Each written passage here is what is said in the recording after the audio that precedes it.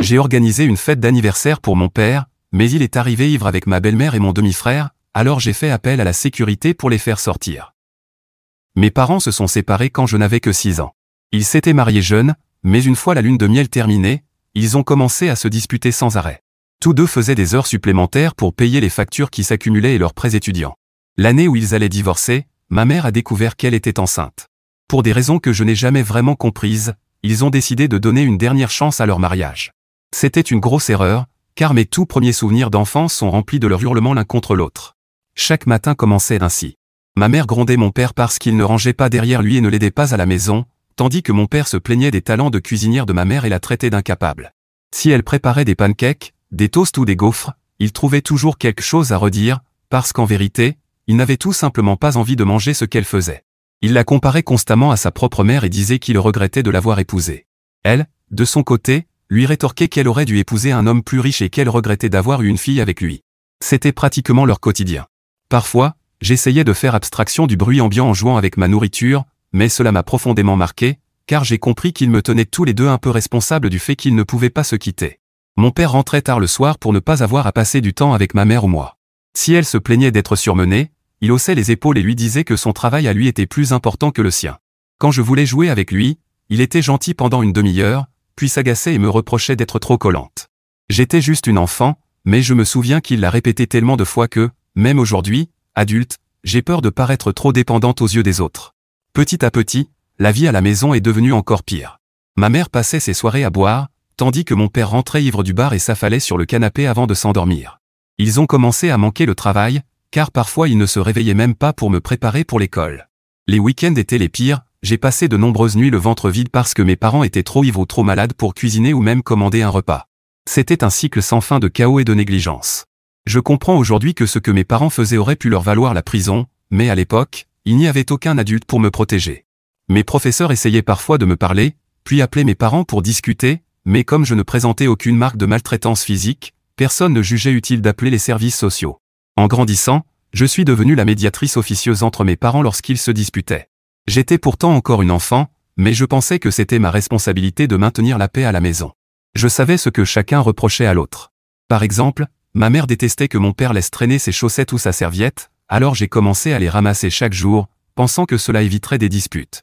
Je savais que mon père n'aimait pas que ma mère regarde la télévision trop fort sur le canapé, alors avant qu'il ne rentre, je suppliais ma mère de baisser le volume. C'était difficile pour moi, enfant, d'essayer d'apaiser mes parents ou de détourner leur attention de leurs conflits, mais quoi que je fasse, ils finissaient toujours par s'engueuler. C'était un lourd fardeau à porter à mon âge, et je me sentais souvent dépassée et impuissante. Je rêvais d'un foyer paisible où je pourrais me sentir en sécurité, mais à la place, je vivais dans une tension et une angoisse constante. À plusieurs reprises, j'ai même vu mes parents en venir aux mains, et ma mère s'enfermait ensuite dans la salle de bain pendant des heures pour se protéger. Une nuit, leur dispute a été particulièrement violente.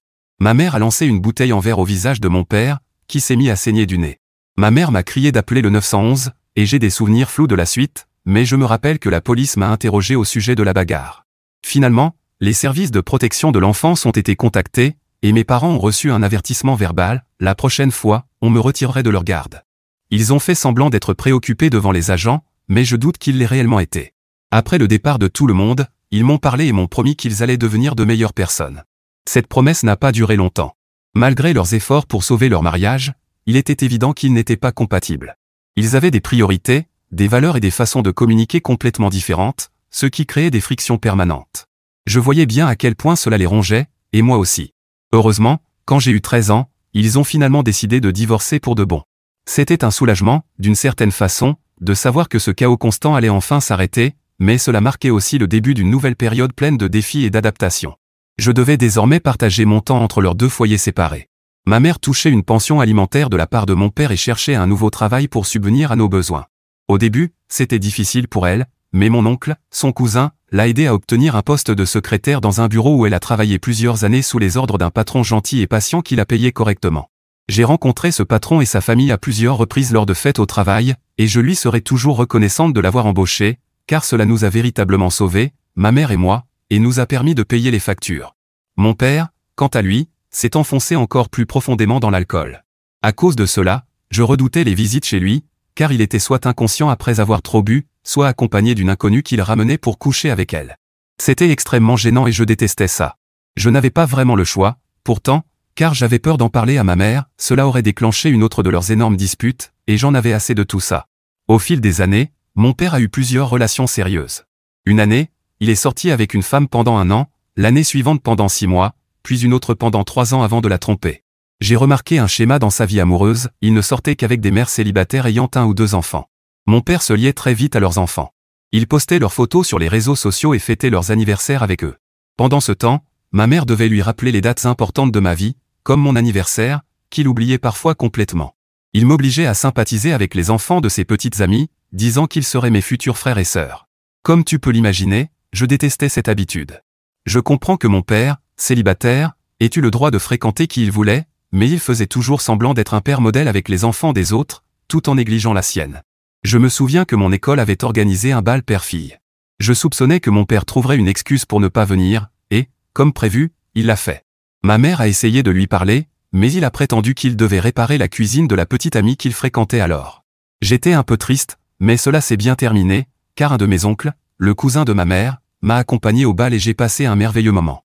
En grandissant, alors que mon père continuait de sortir avec d'autres femmes, il m'a de plus en plus ignoré. Il a fini par ne plus m'autoriser à venir chez lui, disant à ma mère qu'il serait dehors toute la nuit à boire ou à faire la fête, et ma mère, à juste titre, ne discutait pas. Les choses se sont encore aggravées un après-midi où mon père m'a appelé à l'improviste pour me demander si j'étais libre pour dîner avec lui. J'ai accepté avec enthousiasme, pensant qu'il me manquait enfin et qu'il voulait passer un moment seul avec moi. Imagine ma surprise lorsqu'il est venu me chercher dans une voiture de luxe, klaxonnant bruyamment devant la maison. Je suis sorti en courant et je l'ai vu assis à côté d'une femme blonde, avec un garçon plus âgé à l'arrière. Plus tard, au dîner, mon père m'a présenté sa nouvelle petite amie, Gina, et son fils, Robin. Robin avait 5 ans de plus que moi et ne semblait pas très enthousiaste à l'idée de me rencontrer. Gina m'a souri, mais nos conversations sont restées très limitées. Pendant tout le dîner, mon père n'a pas arrêté de vanter sa merveilleuse relation avec Gina et Robin, et de dire à quel point il était fier de Robin, qui jouait au football et, apparemment, avait mené toute son équipe à la victoire de la saison. À un moment donné, Robin a même porté un toast à mon père, disant qu'il n'avait jamais vu sa mère aussi heureuse avec un autre homme. Clairement, mon père et Gina étaient fous amoureux, tout embarrassés et collés l'un à l'autre. Je n'ai donc pas été surprise lorsque, quelques mois plus tard, mon père m'a annoncé qu'il allait l'épouser. Il a invité ma mère et moi au mariage, et nous étions contentes d'y assister, jusqu'à ce que je remarque que Robin était le témoin de mon père.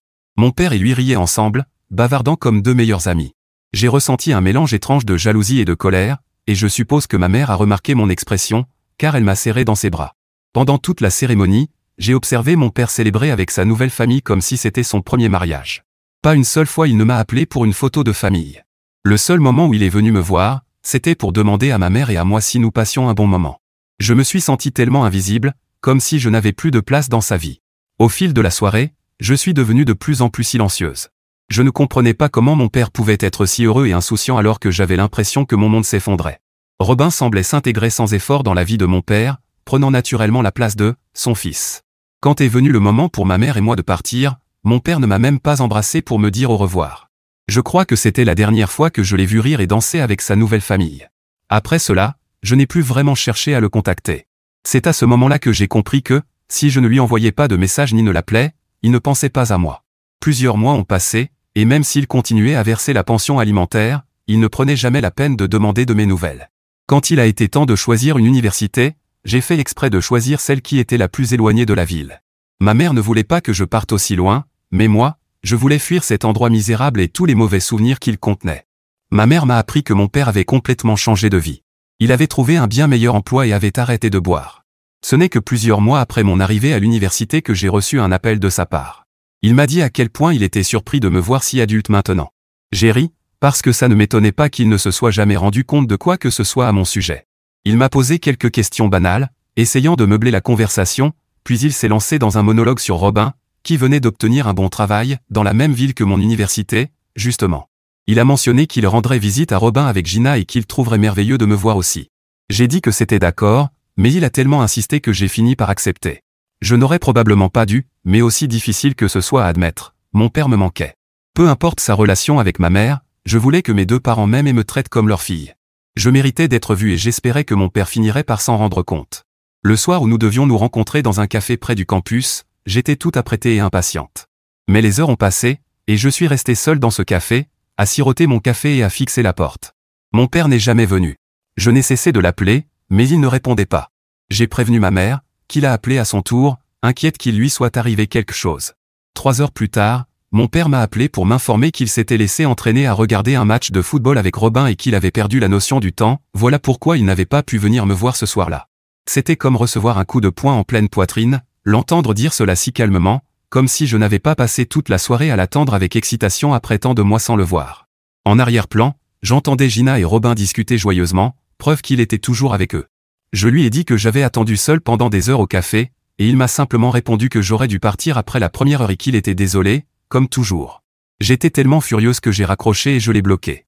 Il a dû appeler ma mère, mais elle a soutenu ma décision, lui disant à quel point il avait clairement échoué en tant que père. J'ai beaucoup pleuré cette nuit-là, mais le lendemain, je me suis senti plus triste qu'en colère. Je suppose que ma colère et les paroles de ma mère ont fini par l'atteindre, car lorsque j'ai ouvert mes emails, j'ai été surprise de voir un long message de sa part. Il s'excusait et me suppliait de le débloquer. Il écrivait qu'il n'avait jamais imaginé que ses actes pouvaient me blesser autant et promettait de faire mieux. Je ne l'ai pas débloqué, car je savais que je ne pouvais pas continuer à sacrifier ma santé mentale.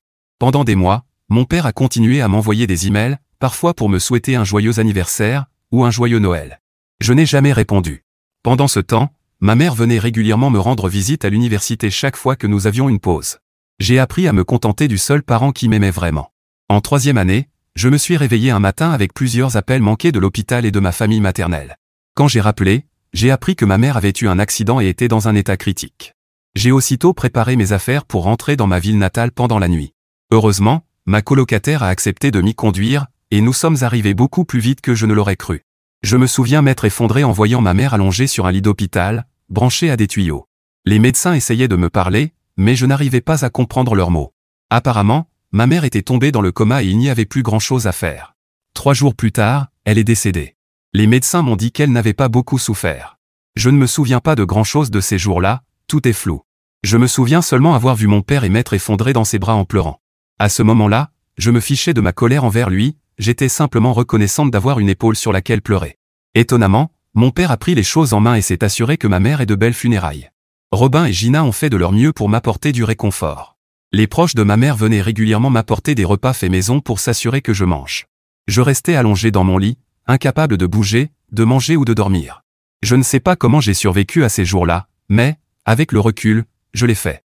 Quand est venu le moment de lire le testament de ma mère, elle avait tout prévu, la maison et la voiture, déjà payées, me revenaient. Ces économies étaient suffisantes pour que je termine mes études sans avoir à m'endetter. Mon père a également accepté de payer toute dépense supplémentaire si nécessaire, donc je n'avais rien à craindre. À l'époque, je ne voulais pas vendre la maison, alors j'ai accepté de la louer à un couple sympathique, ce qui m'a permis d'avoir un revenu régulier. J'ai décidé de garder la voiture, car elle me serait utile pour me rendre à mon travail à temps partiel.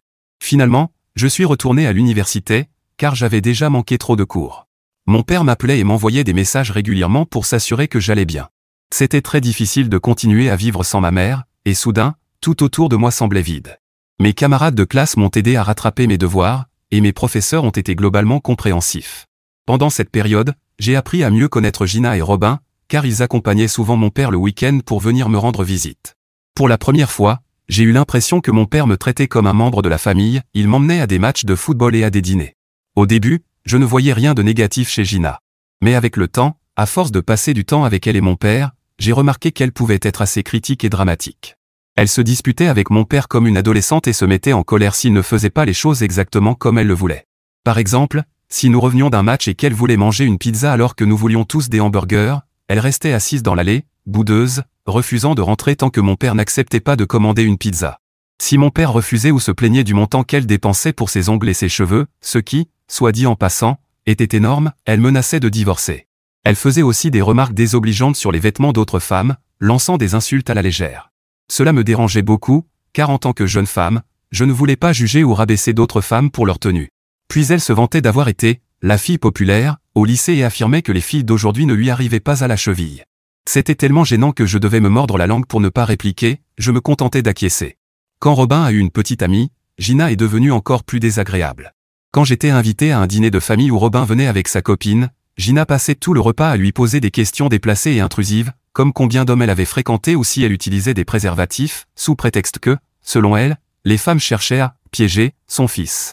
Robin était mal à l'aise pendant tout le repas, et quand il osait lui en parler ensuite, elle se mettait à pleurer et se plaignait à mon père qu'elle ne faisait que veiller sur son fils, mais que personne ne la comprenait. C'est là que j'ai compris que Gina était une personne que je devais éviter autant que possible, sans que mon père ne s'en rende compte. Chaque fois qu'il venait me voir, je lui demandais si nous pouvions passer un moment rien que tous les deux, et au début il acceptait, mais Gina appelait sans cesse et interrompait nos moments ensemble. J'ai découvert plus tard qu'elle suivait sa position avec une application et l'appelait pour vérifier s'il était vraiment avec moi, ou avec une autre femme. Une année a passé, et quand l'anniversaire de la mort de ma mère est arrivé, j'étais dévasté. Mon père et moi avions prévu de passer toute la journée ensemble pour visiter sa tombe, puis déjeuner. J'avais précisé très clairement que c'était un jour de grande vulnérabilité pour moi et que je ne voulais voir personne d'autre. Malgré cela, il est arrivé avec Gina, qui a pris cette journée comme une promenade de loisirs, mangeant des frites, écoutant de la musique, plaisantant. À un moment, alors que je pleurais doucement en regardant des photos de ma mère sur mon téléphone, Gina m'a demandé pourquoi je pleurais encore pour elle alors qu'elle était morte depuis 1 an. Elle a tellement insisté sur le mot en que c'en était presque moqueur, comme si c'était ridicule de toujours pleurer sa propre mère. J'étais furieuse, mais je n'ai rien dit, espérant que mon père réagirait. Malheureusement, il n'a rien fait.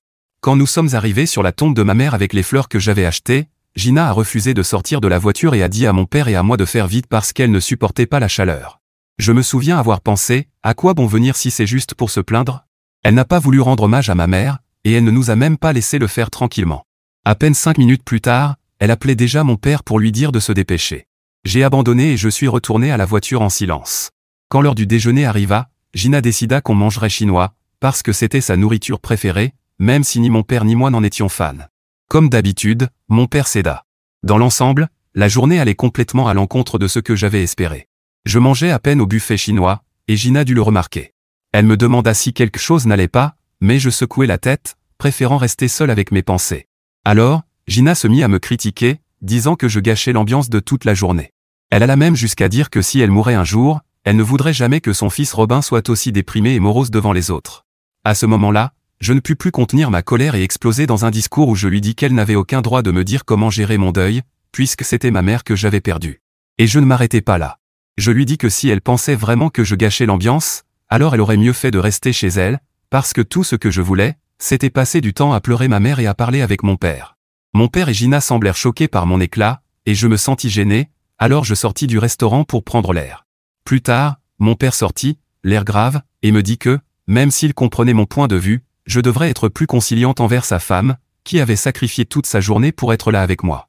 Je lui demandai pourquoi il l'avait amené alors que j'avais précisé vouloir passer la journée seule avec lui. Mon père répondit que Gina pensait que je devenais trop dépendante et qu'en tant que fille adulte, je ne devais pas passer autant de temps seule avec lui. J'eus presque envie de pleurer en entendant ces mots, car il me rappelait mon enfance, quand mon père se mettait en colère si j'avais besoin de plus d'attention et me réprimandait parce que j'étais trop collante.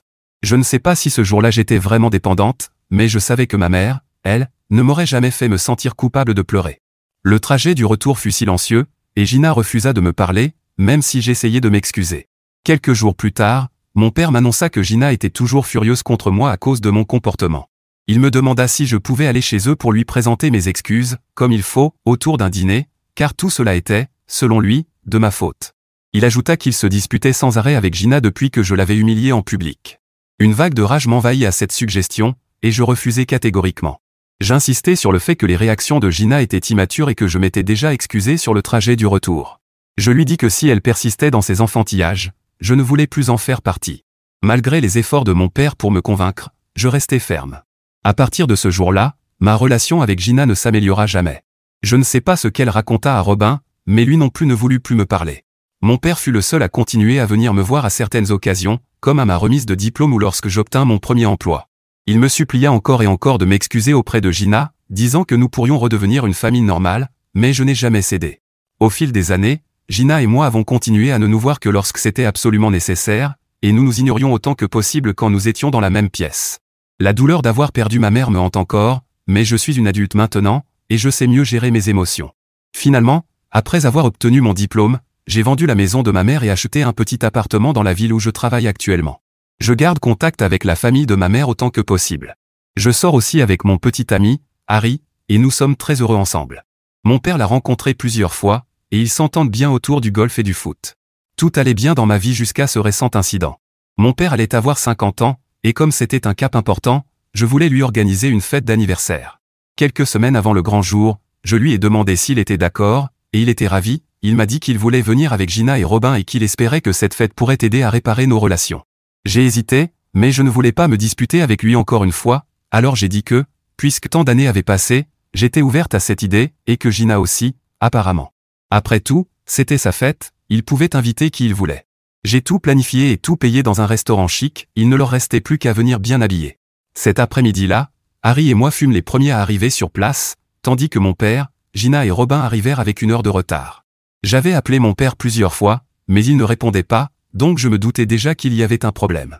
Quand il entra enfin, je remarquai immédiatement qu'il avait bu, car il ne pouvait pas marcher droit sans l'aide de Robin. Mon père m'adressa un grand sourire et me serra dans ses bras. Gina, elle, ne m'adressa même pas un regard et alla directement enlacer mon petit ami, qui avait l'air mal à l'aise. Robin me fit un signe de tête et aida mon père à s'asseoir à table. Je demandai ce qui s'était passé, et Robin m'expliqua que mon père avait décidé de se saouler avant de venir, parce qu'il voulait commencer sa fête plus tôt. Je secouai la tête, car j'avais grandi en le voyant ivre chaque soir et je savais combien cela pouvait être embarrassant.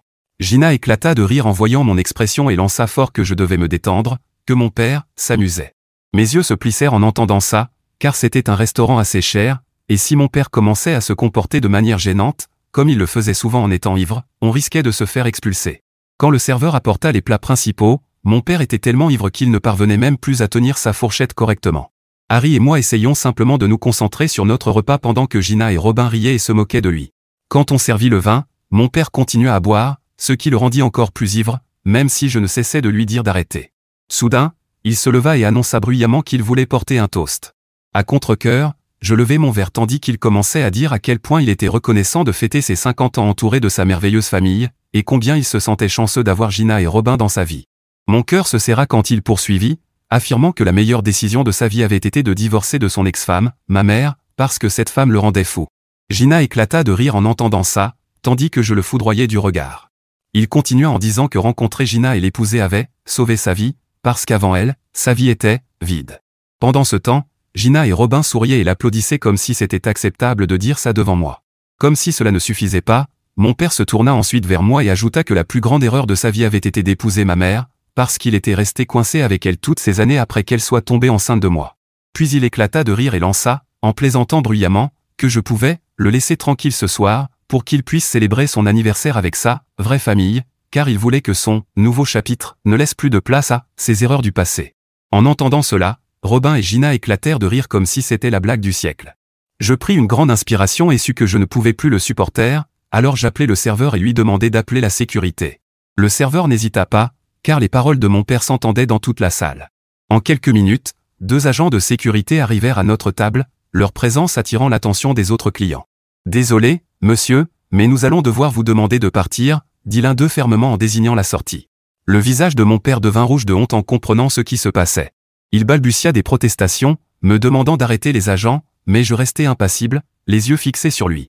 Gina se mit à crier que je ridiculisais mon père devant tout le monde et qu'il s'amusait juste pour son anniversaire. Je m'en moquais, et les agents aussi, alors mon père fut escorté dehors, suivi de Robin et de Gina, qui continuaient à hurler contre moi. Ensuite, j'étais submergé par l'émotion et je m'excusai auprès de tous les clients et du personnel. Après le dîner, je laissai un pourboire généreux. Depuis cette soirée, je suis bombardé de messages de Gina et Robin, m'insultant et disant que j'avais ruiné l'ambiance, que j'aurais dû simplement partir si j'étais gêné par le comportement de mon père. Mon père a essayé de me contacter plusieurs fois, mais j'ai refusé de répondre. Alors, je viens sur Reddit pour demander, suis-je la seule à avoir mal agi en faisant expulser mon père après qu'il ait dit toutes ces choses blessantes devant moi? Mise à jour 1. Waouh, je n'en reviens pas à quel point ce post a explosé en seulement quelques heures. Bon, d'accord, je comprends maintenant, les gars, j'ai bien fait de mettre mon père dehors. Je ne m'attendais pas à ce que des centaines de personnes soutiennent ma décision. Même si j'apprécie tout votre appui, je ne veux pas que vous écriviez des choses trop méchantes à propos de mon père. Aussi mauvais qu'il soit, ça reste mon père, et je suis venu sur Reddit seulement pour comprendre si mes actions étaient justifiées ou non. Je pense que j'ai ma réponse, pour l'instant. Mise à jour 2. Cela fait plusieurs semaines depuis ma dernière mise à jour, et pour ceux qui se posent la question, mon père ne m'a toujours pas recontacté. Gina et Robin ont également cessé d'envoyer des messages. C'est seulement aujourd'hui que j'ai découvert que mon post était devenu viral, et Robin a peut-être reconnu mon histoire, alors il a envoyé le lien à mon père. J'imagine que mon père a pu lire les commentaires et voir combien de personnes pensent que lui et Gina sont des idiots. Je ne sais pas comment notre relation évoluera à l'avenir, mais pour le moment, je ne suis pas prête à lui pardonner. Mise à jour 3. Je reviens 3 semaines plus tard pour dire que mon père m'a de nouveau contacté. Cette fois, ce sera un peu plus long que mes précédentes mises à jour, alors accrochez-vous. Il a appelé à la maison l'autre jour, je l'avais bloqué sur mon portable. Je ne sais pas comment il a eu le numéro, mais il l'a trouvé. Harry a répondu, et quand il a su de qui il s'agissait, il m'a discrètement demandé si je voulais qu'il dise que je n'étais pas là. J'ai pris un moment pour réfléchir. Finalement, j'ai accepté de lui parler. Je savais que rien de bon n'en sortirait, mais autant avoir une dernière conversation pour en finir une bonne fois pour toutes. Alors j'ai dit bonjour et nous avons commencé à parler. D'abord des choses banales, comment j'allais, ce genre de trucs, puis il est enfin arrivé à ce qu'il voulait vraiment dire. Il m'a dit qu'il était toujours très embarrassé, et que Gina et Robin l'étaient encore plus. Il a ajouté qu'il me considérait comme une bonne fille, et que, justement, j'allais faire ce qu'il fallait, et présenter mes excuses à tout le monde. Parce qu'après tout, c'était son anniversaire, et ça aurait dû être une belle soirée pour lui. Pendant qu'il parlait, j'écoutais attentivement, je ne voulais rien manquer, car bien sûr, mon tour allait venir. Quand il a enfin semblé avoir épuisé ses mots pour jouer la victime, c'était à moi de parler. Je lui ai dit que j'avais organisé cette soirée pour qu'on passe du temps ensemble, mais qu'il l'avait gâché en arrivant ivre et accompagné de sa famille. J'ai ajouté qu'il avait dit des choses très blessantes sur une personne qui avait énormément compté pour moi. Et même si les choses s'étaient mal terminées entre eux, cela ne lui donnait pas le droit de dire tout ce qu'il avait dit. Je lui ai dit que je ne regrettais absolument rien de ce que j'avais dit ou fait, parce qu'il le méritait amplement. Mais que, de toute façon, il n'avait jamais été capable de se remettre en question, c'est pourquoi il continue à chercher des excuses dans les autres plutôt qu'en lui-même. Je lui ai dit qu'il était alcoolique, parce qu'il ne savait pas se contrôler, et qu'il avait choisi une mauvaise femme. Enfin, je lui ai dit de ne plus jamais m'appeler ni venir chez moi, surtout si un jour Gina lui faisait du mal, comme le tromper, car il ne pourrait plus compter sur sa fille, pour moi, mes parents sont déjà morts. Sur ce, j'ai raccroché, et je n'ai plus eu de nouvelles depuis. Peut-être que tout ce que j'ai dit paraissait un peu dur, mais je pense que c'était nécessaire pour couper définitivement les liens. Je crois que la thérapie pourrait m'aider, donc je vais chercher un professionnel pour m'aider à travailler sur tous ces problèmes, y compris le deuil de ma mère. Mise à jour 4. Salut tout le monde, cela fait presque 7 mois depuis ma dernière mise à jour. Je n'arrive pas à croire à quel point ma vie s'est améliorée depuis. D'abord, j'ai commencé une thérapie, où j'ai pu libérer des années et des années de traumatisme d'enfance. Maintenant, je comprends pourquoi les gens se sentent plus légers après une thérapie. Grâce à cela, j'ai décidé de couper définitivement les ponts avec mon père et sa famille, sans aucune explication. Je me porte vraiment bien aujourd'hui, et j'ai la chance d'avoir un petit ami merveilleux comme Harry, qui me comprend et prend soin de moi. J'espère que ce sera ma dernière mise à jour ici, car j'ai enfin tourné la page.